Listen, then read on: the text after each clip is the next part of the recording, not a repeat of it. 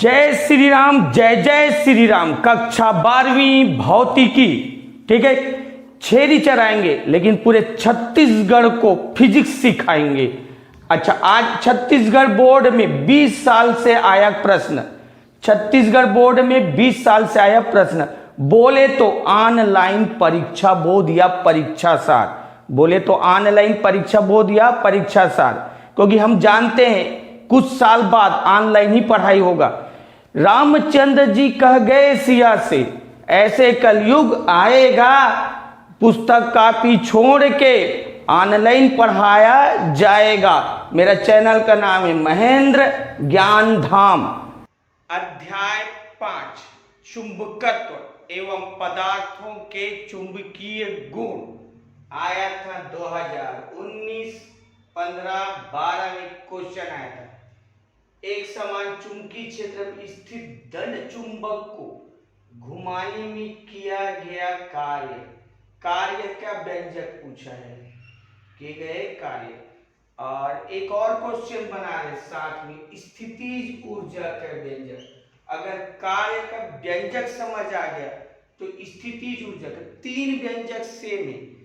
प्रत्यानयन बलयुग्म आघूर्ण वो पिछले वीडियो में जाके देखना, और इस वीडियो में 2 एक साथ, कार्य और स्थितिज ऊर्जा। बस वर्ड ऐसे चलेगा, एक समान चुंबकीय क्षेत्र में दंड चुंबक, अभी कार्य पूछा है, कभी बलयुग्म आघूर्ण पूछ देते, कभी स्थितिज ऊर्जा, ये वर्ड को बदलता, अभी कार्य की जगह क्या बोल देता है, स्थितिज ऊर्जा का व्यंजक ज्ञात करो, बलयुग्म आघूर्ण का व्यंजक, तीनों सेम लगते हैं, बस एक एक वर्ड याद रखना। बलयुग्म आघूर्ण उसके लिए व्यंजक, कार्य के लिए व्यंजक, स्थितिज ऊर्जा के लिए व्यंजक। अच्छा, मैं कार्य समझा रहा हूं, स्थितिज ऊर्जा इधर लिखूंगा। ये तो तुमको बताया पिछले वीडियो में, ये जो लाइन खींचे हैं वो क्या बना रहा है, वो एक समान चुंबकीय क्षेत्र, ये दंड चुंबक है। और उसको देख, नॉर्मल में दंड चुंबक ऐसे रहता है, ऐसे। अब इसको थीटा कोण तक घुमाना है, ये कोण तक। पहले चुंबकीय क्षेत्र के समांतर रहता है ना, इसको कहाँ घुमाना है, थीटा कोण तक। तो अपने आप तो जाएगा नहीं, उसको घुमाने के लिए कार्य करना पड़ेगा, घुमाने के लिए कार्य, उसी कार्य का व्यंजक पूछा है। अब हम लोग ये थ्योरी लिख दे रहे हैं।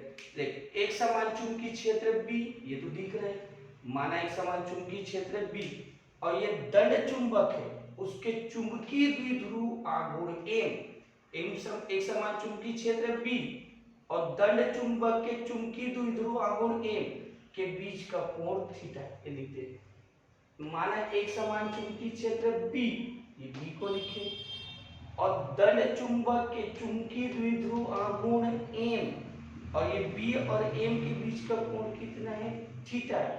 तो प्रत्यानयन बलयुग्म आघूर्ण, पुराना वीडियो में जस्ट व्यंजक लाए, प्रत्यानयन बलयुग्म आघूर्ण टाउ बराबर mb sin थीटा, टाउ बराबर mb sin थीटा। अब आगे सुनो, कार्य निकालना है तो हम लोग क्या करते हैं, देख रियल में इसको थीटा कोण तक घुमाते, तो हम लोग पहले बोलते हैं, पहले अल्प कोण घुमाने में कार्य निकालेंगे, पहले अल्प कोण घुमाने में कार्य निकालेंगे, फिर उसका समाकलन कर देंगे तो पूरा कार्य निकलेगा।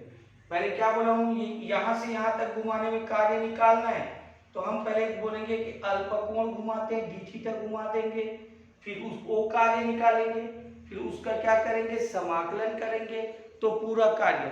हमेशा कार्य ऐसे ही निकालते, पहले अल्प कार्य निकालो, फिर उसका समाकलन करो तो पूरा कार्य निकालते। अब इस चीज को हम लोग यहाँ लिख दे रहे हैं ना, यहाँ लिखे देखो, दंड चुंबक को अल्प कोण डी थीटा घुमाने में किया गया अल्प कार्य डी डब्ल्यू। किसको, ये दंड चुंबक पहले ऐसे रहता है ना, छोटा सा डी थीटा कोण घुमाने में, तो अल्प कोण डी थीटा किया गया अल्प कार्य, छोटा सा कोण घुमाए हैं तो छोटा कार्य। अच्छा, 11वीं में पढ़े हो, कार्य होता है, अल्प कार्य का सूत्र हो गया बलयुग्म आघूर्ण इंटू विस्थापन, कार्य 11वीं में पढ़े हो, तो अल्प कार्य बराबर बलयुग्म आघूर्ण इंटू विस्थापन। अल्प कार्य तो डीडब्ल्यू लिखेंगे, अल्प कार्य की जगह डीडब्ल्यू, फिर ये बराबर बलयुग्म आघूर्ण, ये लाया हूं mb sin थीटा, तो बलयुग्म आघूर्ण की जगह mb sin थीटा, कितना कोण घुमा रहे हैं, डी थीटा, तो विस्थापन की जगह डी थीटा, तो अल्पकार्य की जगह डी डब्ल्यू, बलयुग्म आघूर्ण की जगह एम बी साइन थीटा और विस्थापन की जगह डी थीटा। लेकिन मुझे तो यहाँ से जीरो, ये अभी ये इसके समांतर मतलब जीरो, जीरो से कितना कोण घुमाना है, थीटा कोण, जीरो से थीटा कोण घुमाने में, इसलिए लिख दिया जीरो से थीटा कोण घुमाने में किया गया कार्य। ये जीरो कोण में था ना, दोनों एक ही दिशा में, तो जीरो, जीरो से कितना कोण घुमाया, थीटा, तो जीरो से थीटा कोण घुमाने में किया गया कार्य, दोनों पक्षों में समाकलन लगा दिया। ये जो सूत्र है इधर भी समाकलन लगा दिया और इधर, और लिमिट क्या लिखा, देखो जीरो से थीटा, जीरो से थीटा, एम भी कांस्टेंट है तो बाहर कर दिया, तो इधर भी समाकलन, इधर भी समाकलन, एम भी कांस्टेंट है बाहर, लिमिट जीरो से थीटा।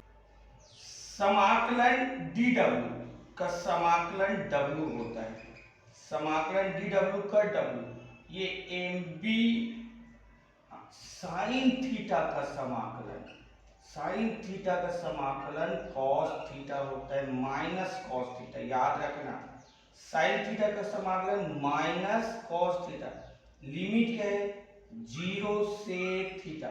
अब ये माइनस को बाहर निकालेंगे तो W बराबर, माइनस बाहर निकालेंगे ना तो माइनस एम बी, और ये कॉस, ये थीटा माइनस बाहर निकाले तो माइनस एम बी, थीटा की जगह ऊपर लिमिट रखना है तो थीटा की जगह थीटा ही रखना है, फिर माइनस लगाना है, अब थीटा की जगह जीरो रखना है तो ये कॉस जीरो, थीटा की जगह पहले ऊपर लिमिट लगाए फिर माइनस लगाए, थीटा की जगह जीरो। अच्छा तुमको मालूम है ना कॉस जीरो एक होता है, कॉस जीरो एक, तो ये तुम्हारा W बराबर minus M B cos theta, cos zero की जगह क्या होता है एक। अब ये क्या करना है, माइनस को अंदर गुणा करेंगे, ये माइनस का अंदर, तो माइनस का अंदर गुणा करेंगे तो ये माइनस हो जाएगा, और ये माइनस और माइनस प्लस, माइनस अंदर गुणा करेंगे तो ये माइनस हो जाएगा, और ये माइनस और माइनस प्लस, ये प्लस हो गया तो इसको पहले लिख देंगे, तो W बराबर एम बी, ये प्लस हो गया तो इसको पहले लिख दिए, और ये माइनस हो गया तो इसको बाद में लिख दिए। तो ये जो आया ये कार्य का व्यंजक है, तुमको पूछा था ना कार्य का व्यंजक क्या है, तो कार्य W का व्यंजक है। अच्छा ये कार्य कुछ है, मैं बोला हूं स्थितिज ऊर्जा भी पूछ सकते हैं, तो ध्यान देते रहो, सब सेम है। देखो स्थितिज ऊर्जा पूछेगा तेरे, माना एक समान चुंबकीय क्षेत्र बी दंड चुंबक द्विध्रुव आघूर्ण, ये पूरा सेम, माना एक समान चुंबकीय क्षेत्र बी दंड चुंबक के चुंबकीय द्विध्रुव आघूर्ण एम के बीच कोण थीटा, ये लाइन पूरा सेम, ये भी सेम। यहाँ क्या लिखा है, प्रत्यानयन बलयुग्म आघूर्ण टाउ बराबर एम बी साइन थीटा, यहाँ भी क्या लिखा है, प्रत्यानयन बलयुग्म आघूर्ण टाउ बराबर एम बी साइन थीटा। यहाँ लिखा है दंड चुंबक को, ये जो लाइन है इस लाइन को पढ़ो शुरू, यहाँ पर बस यहाँ है जीरो से थीटा कोण घुमाने में किया गया है, यहाँ जीरो को हटा के पाई बाई टू, बस एक फर्क है, यहाँ जीरो है और यहाँ पे जीरो के हटा के क्या है पाई बाई टू। अच्छा ये पाई बाई टू क्यों है, अब इसको समझा रहे, स्थितिज ऊर्जा को समझा रहे, मानक स्थिति, पहले मानक स्थिति को समझो।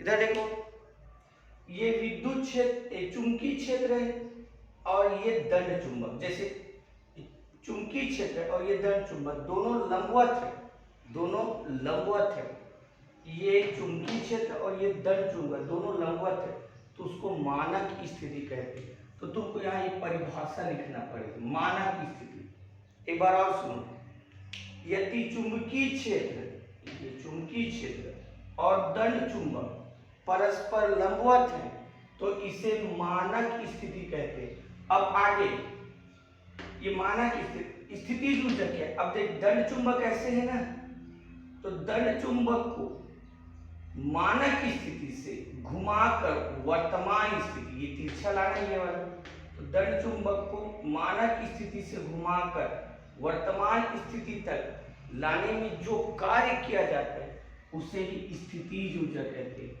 एक बार और सुनो, दंड चुंबक को मानक स्थिति से घुमाकर वर्तमान स्थिति तक लाने में जो कार्य किया जाता है इसे ही स्थितिज ऊर्जा कहते हैं। तो दो परिभाषा लिखना है, मानक स्थिति और स्थितिज ऊर्जा, और ये पूरा सेम, तो ये तुम लिख लेना, और ये पूरा सेम। बस कोण π/2 क्यों हुआ, अभी देख, पहले ऐसे रहता था तो 0 से थीटा घुमाए थे, यहाँ पर हम लोग कहाँ से 0 से थीटा, क्योंकि पहले ऐसे था उसको घुमा के यहाँ तक ले गए तो 0 से थीटा, अभी यहाँ से ऐसे घुमा रहे थे तो लंबवत है, लंबवत मतलब π/2 से, तो π/2 से थीटा कोण घुमाने में किया गया कार्य।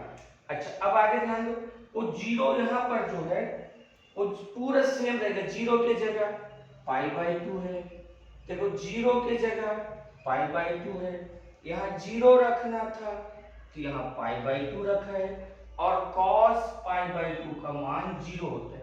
अब cos π/2 का मान 0 कहानी खत्म, तो ये -ab cos थीटा, स्थितिज ऊर्जा बराबर, यहाँ बोला गया जो कार्य किया जाता है उसे स्थितिज ऊर्जा है, स्थितिज ऊर्जा बराबर किया गया कार्य, स्थितिज ऊर्जा को u से दर्शाते हैं, बराबर -ab cos थीटा।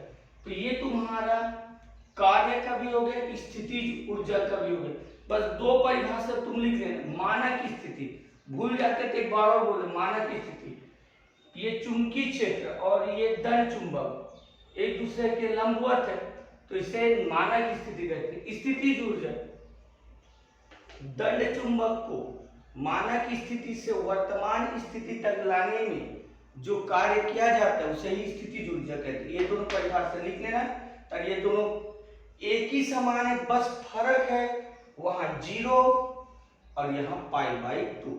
तो स्क्रीनशॉट ले लो, बना लो।